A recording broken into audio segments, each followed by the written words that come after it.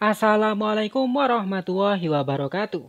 Berjumpa lagi dengan saya di channel YouTube saya Ensiklopedia Ahmad Fauzi. Channel yang menjelaskan berbagai hal yang berkaitan dengan analisis data, penelitian, publikasi, dan berbagai pengetahuan lain yang mungkin dapat meningkatkan pengetahuan ataupun keterampilan kalian. Di video-video sebelumnya kita telah mempelajari bagaimana caranya melakukan analisis uji T dengan menghitung secara manual. Nah, pada video kali ini mari kita membahas bagaimana caranya menghitung secara manual uji yang lain, yaitu uji ANAFA satu jalur. Pada video kali ini kita fokus pada uji hipotesisnya saja. Sedangkan uji asumsi, prasyarat, dan uji lanjut kita bahas di video yang lain. Sedangkan bagi kalian yang ingin melakukan uji ANAFA dengan menggunakan program SPSS, silakan lihat di video saya di yang playlist tutorial SPSS. Oke. Langsung saja kita bahas sedikit terlebih dahulu apa itu ANAFA satu jalur, baru kemudian kita pelajari secara bersama langkah demi langkah menghitung ANAFA satu jalur secara manual. Oke. Uji ANAFA satu jalur kita kenal juga sebagai uji one way ANOVA. One way itu satu jalur. Sedangkan ANAFA itu kan singkatan dari analisis varian. Bahasa Inggrisnya adalah Analysis of Variance. Sehingga ANAFA itu bahasa Inggrisnya ANOVA. Nah, uji ANOVA ini atau uji ANAFA satu jalur ini digunakan untuk menganalisis ada tidaknya perbedaan signifikan rata di antara dua kelompok atau lebih yang tidak saling berkaitan. Di sini yang saya tekankan adalah dua kelompok atau lebih. Jadinya, perbedaan antara uji ANOVA satu jalur dengan uji T tidak berpasangan adalah berkaitan dengan jumlah kelompok yang bisa dibandingkan. Pada uji T tidak berpasangan, sama kita membandingkan kelompok yang tidak saling berkaitan. Tetapi yang kita bandingkan hanyalah dua kelompok. Sedangkan kalau kita membandingkan tiga kelompok atau lebih, kita harus menggunakan uji ANAFA satu jalur. Namun kalau kelompok kita yang kita bandingkan ada dua, kita bisa memilih uji T tidak berpasangan ataupun ANAFA satu jalur, terserah kita. Karena keduanya bisa untuk menganalisis kondisi tersebut. Nah, ciri data yang dianalisis ketika kita ingin melakukan uji ANAFA satu jalur adalah data tersebut terdiri atas satu variabel bebas saja. Kemudian data minimal dua kelompok dan satu variabel terikat. Ingat ya, satu variabel bebas, satu variabel terikat, dan dua kelompok atau lebih. Kemudian meskipun kita tidak membahas bagaimana caranya melakukan uji asumsi, kita lihat apa saja asumsi dari uji ANAFA satu jalur. Yang pertama adalah variabel terikat berupa skala interval atau rasio. Misalkan berat badan itu kan rasio. Kemudian hasil belajar itu interval. Skala Celsius itu interval. Kemudian variabel bebasnya berupa data kategoris yang membagi data kita menjadi minimal dua kelompok yang tidak saling berkaitan. Misalkan variabel bebas kita kemampuan akademik dibagi menjadi tinggi, sedang, rendah. Itu tiga kelompok. Asal daerah, kota, kabupaten. Itu dua kelompok. Kemudian independensi observasi. Artinya pengamatan satu subjek tidak dipengaruhi oleh subjek yang lain. Kemudian tidak ada outlier yang signifikan. Kita pernah membahas ya outlier. Outlier itu data yang tidak sesuai atau letaknya jauh dari data yang lain. Jadinya keluar dari distribusi data yang lain. Misalkan kita mengumpulkan data IQ, distribusinya dari 80 sampai 120, ternyata ada yang sangat jenius sehingga IQ-nya 190 misalkan. Nah, outlier ini bisa kita buang. Kemudian setiap kelompok memiliki data yang terdistribusi normal. Di sini saya katakan setiap kelompok.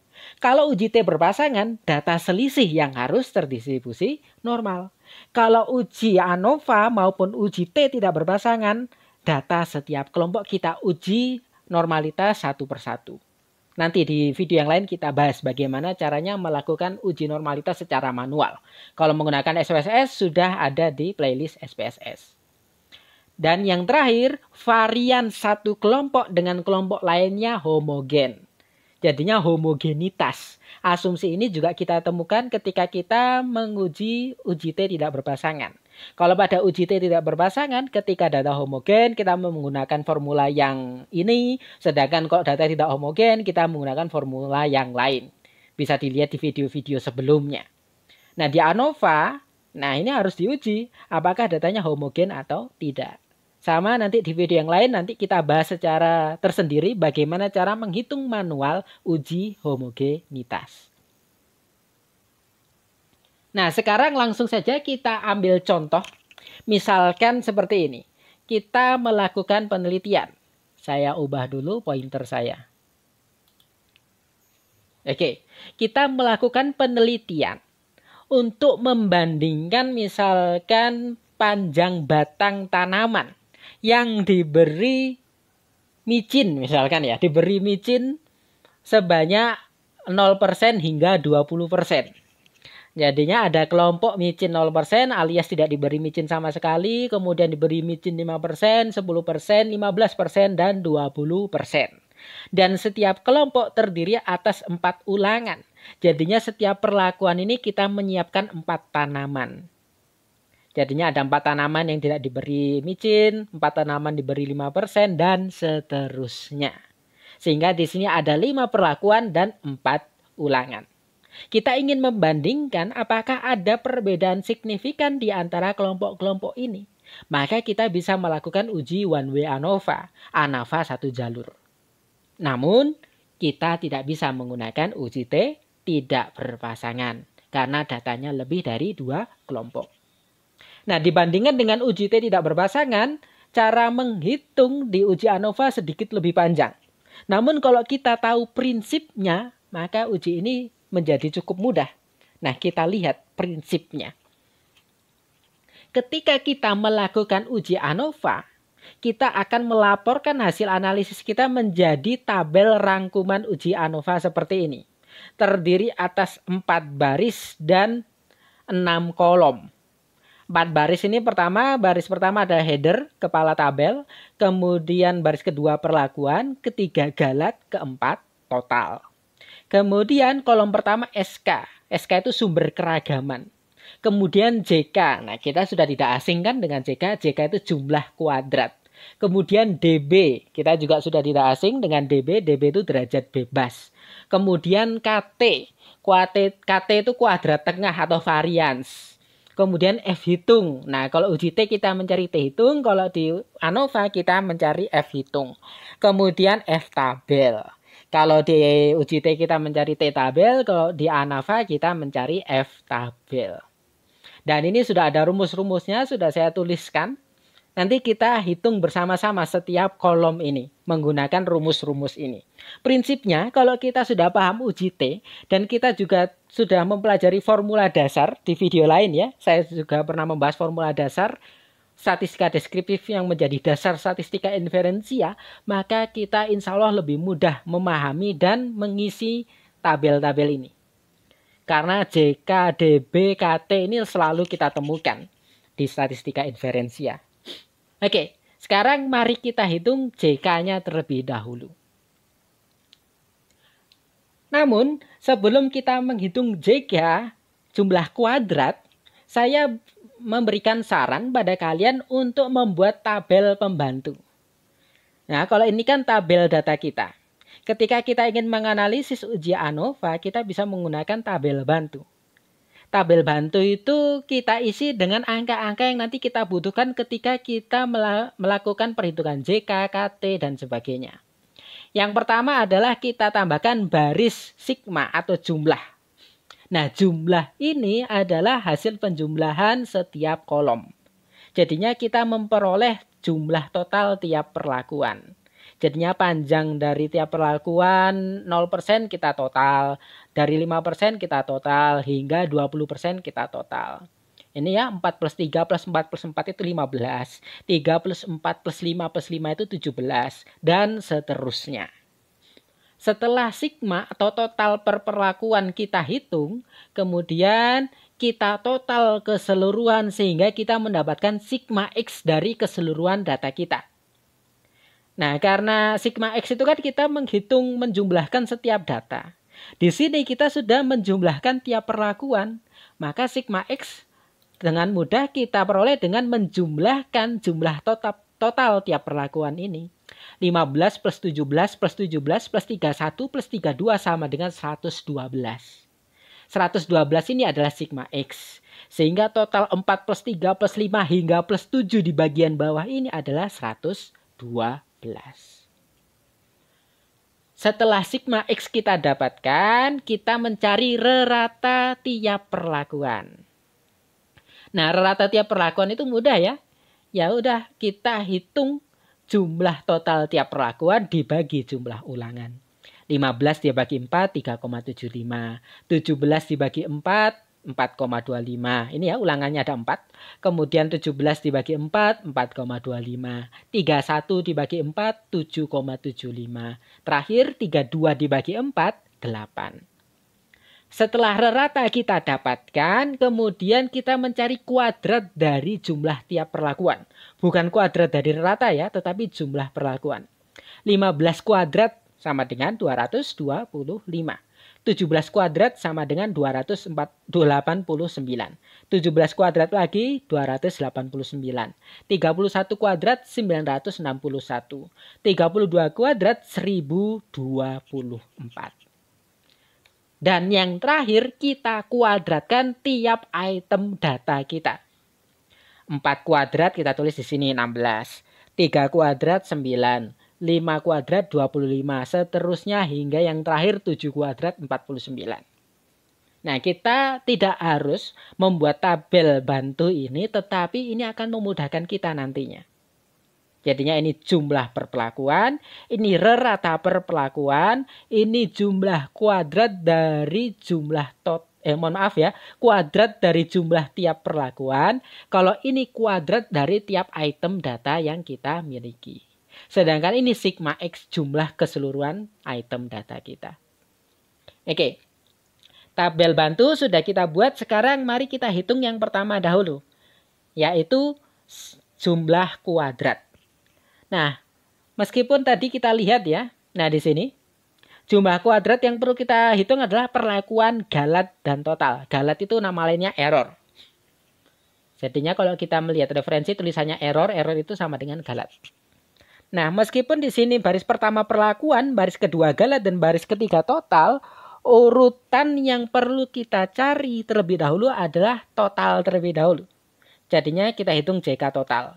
Setelah itu nanti kita cari yang perlakuan, jika perlakuan. Yang terakhir adalah galat.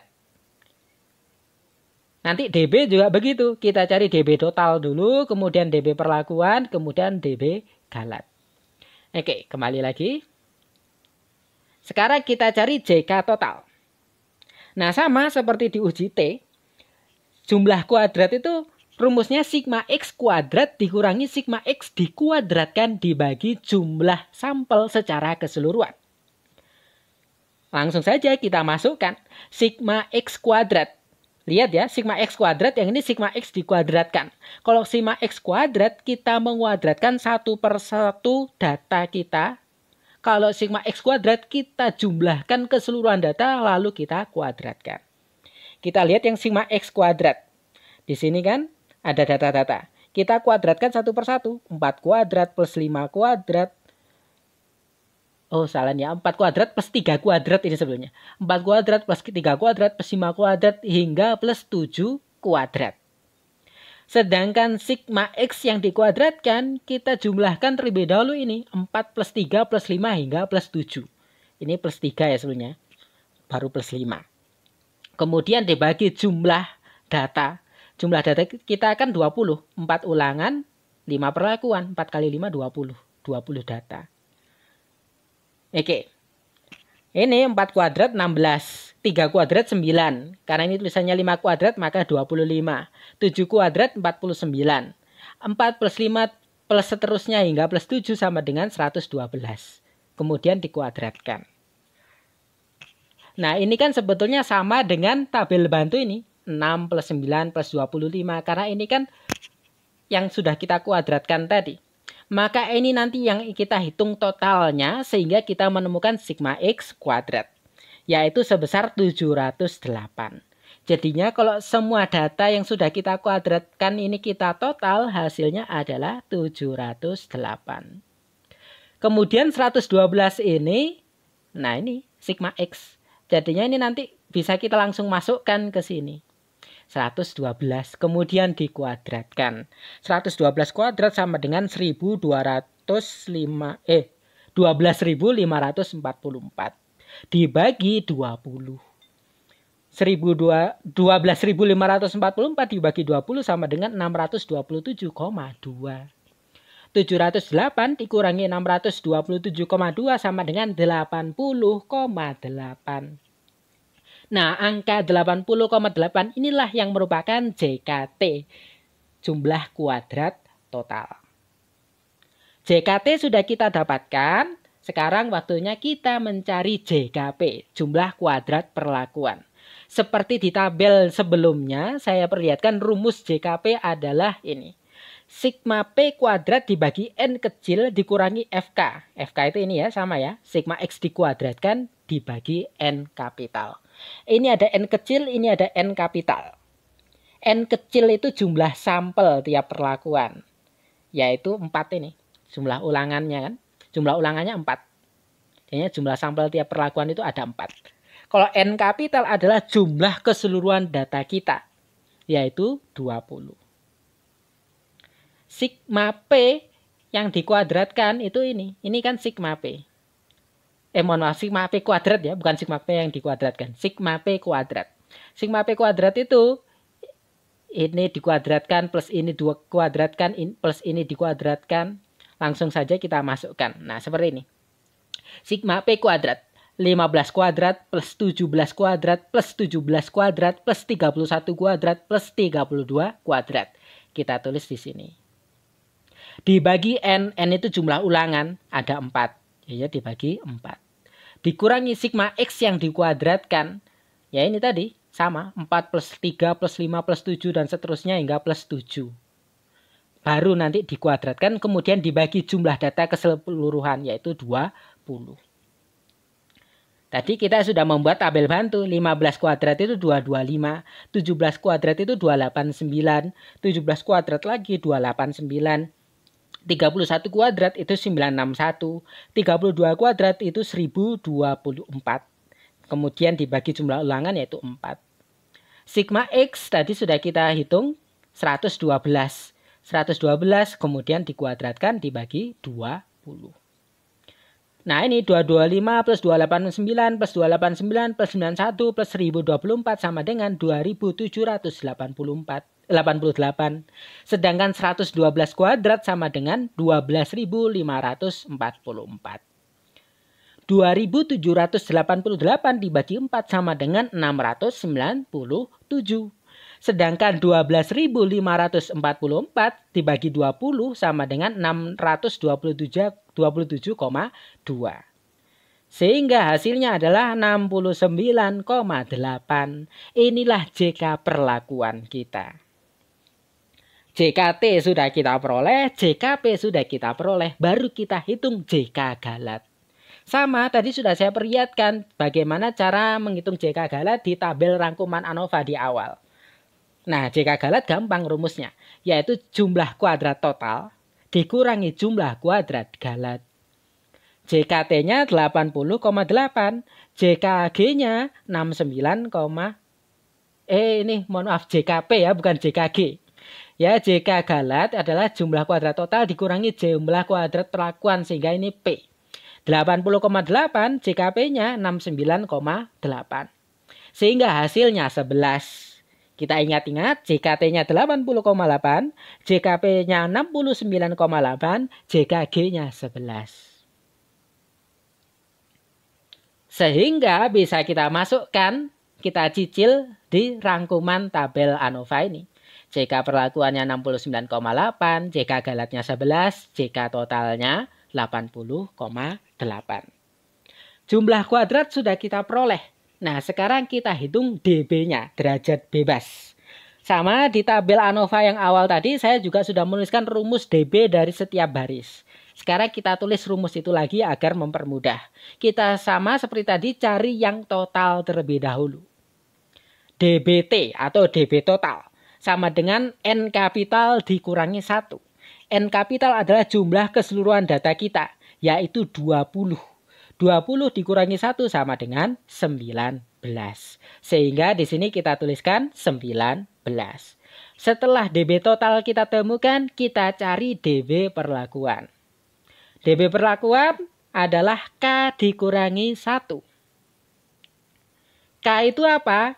K itu adalah jumlah perlakuan kita atau kolom. Nah, tadi kalau kita lihat di tabel awal itu kan ada 5 perlakuan sehingga ada 5 kolom.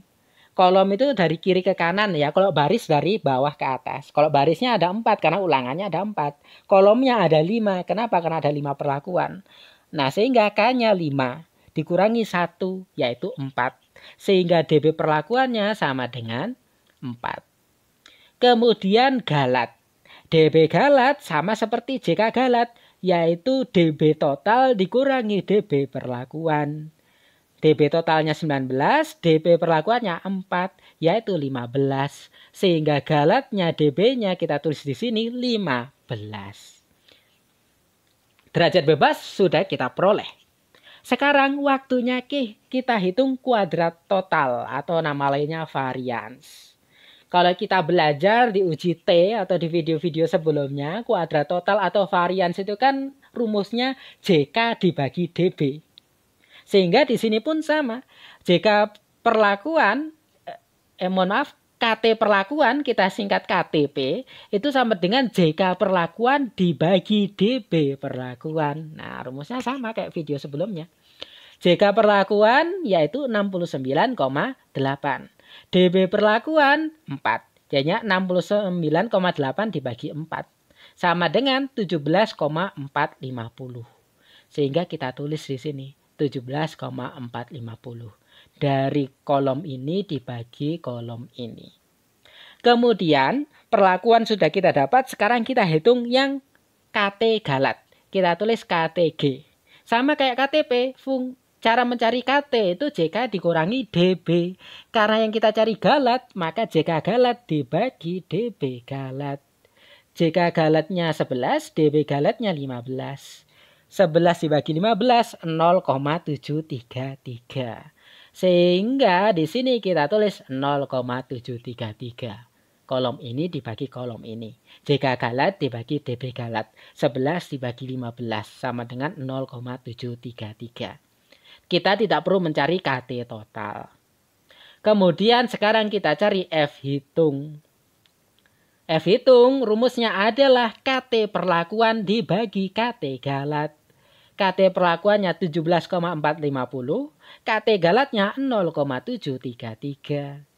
Sehingga F hitungnya 23,796.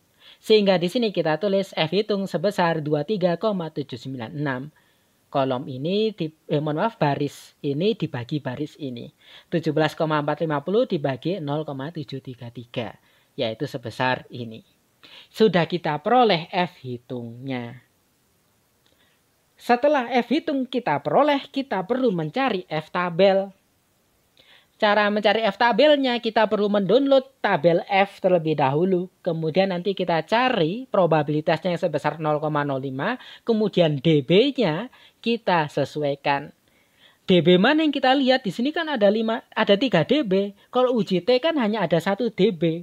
Kita mudah kalau mencari uji T. Tetapi kalau ANOVA di sini ada 3. Mana yang perlu kita lihat? Nah, yang perlu kita lihat adalah dB perlakuan dengan dB galat. Tadi di tabel ANOVA yang awal sudah saya tuliskan. F tabel adalah F dalam kurung 0,05 dBp dBg. Jadinya 0,05 titik koma 4 titik koma 15. Hasilnya 3,06. Loh, bagaimana cara menemukan 3,06? Habis ini akan kita lihat langsung di tabel F-nya. Dari sini bisa kita tuliskan F tabelnya 3,06. Dan dapat kita lihat F hitungnya 23,796 ini lebih besar dari F tabel yang hanya sebesar 3,06. Pengambilan keputusannya sama dengan uji T. Ketika F hitungnya lebih besar dari F tabel, maka H0 ditolak. Sehingga ada perbedaan signifikan di antara kelompok yang kita bandingkan. Kalau F hitungnya kurang dari F tabel, H0-nya gagal ditolak. Artinya kelompok-kelompok yang kita bandingkan tidak ada perbedaan signifikan. Pada contoh kasus ini, F hitungnya lebih besar dari F tabel, maka 5 perlakuan tadi 0 hingga 20%, 0%, 5%, 10%, 15%, 20% itu ada perbedaan signifikan. Namun kita belum tahu kelompok-kelompok mana yang berbeda signifikan, kelompok-kelompok mana yang tidak berbeda signifikan. Kesimpulan hasil ANOVA mengatakan dari 5 perlakuan ini berbeda signifikan, tetapi ANOVA tidak menunjukkan mana saja kelompok yang berbeda, mana saja kelompok yang tidak berbeda signifikan. Untuk mencari tahu mana saja kelompok yang berbeda signifikan, kita perlu melakukan uji lanjut. Namun sebelum membahas uji lanjut, mari kita lihat bagaimana caranya kita dapat menemukan angka 3,06. Nah, ini merupakan tabel F, distribusi F.